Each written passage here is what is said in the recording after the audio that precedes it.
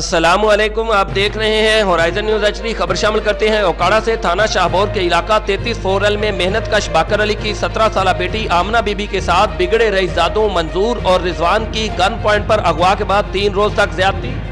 बरहना हालत में वीडियोज और तस्वीर भी बनाई गई। वीडियोज और तस्वीर को डिलीट करने के लिए मुलजमान का 5 लाख रुपए का मुतालबा।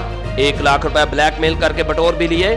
मुलजमान के खिलाफ वालदा की मुदीयत में मुकदमा दर्ज कर दिया गया। मुलजमान बाअसर होने की वजह से धमकियां दे रहे हैं। वाक़े पर वजीर आज़म और वजीर आला पंजाब से नोटिस लेकर फौरी इंसाफ का मुतालबा। Report Hafiz Muhammad Muzammil, bureau chief Okara, horizon news HD Pakistan. मजीद खबरों और अपडेट्स के लिए हमारे यूट्यूब चैनल को सब्सक्राइब करें, बेल आइकॉन को प्रेस कर दें और हमारे फेसबुक पेज को लाइक कीजिए। वजीर आज़म को होर साडी किसी दे कोई काई नहीं, आखिरी साडा हाल होनी है होर कोई। मुलजमान के नाम क्या हैं जी? मंजूर तो रिजवान।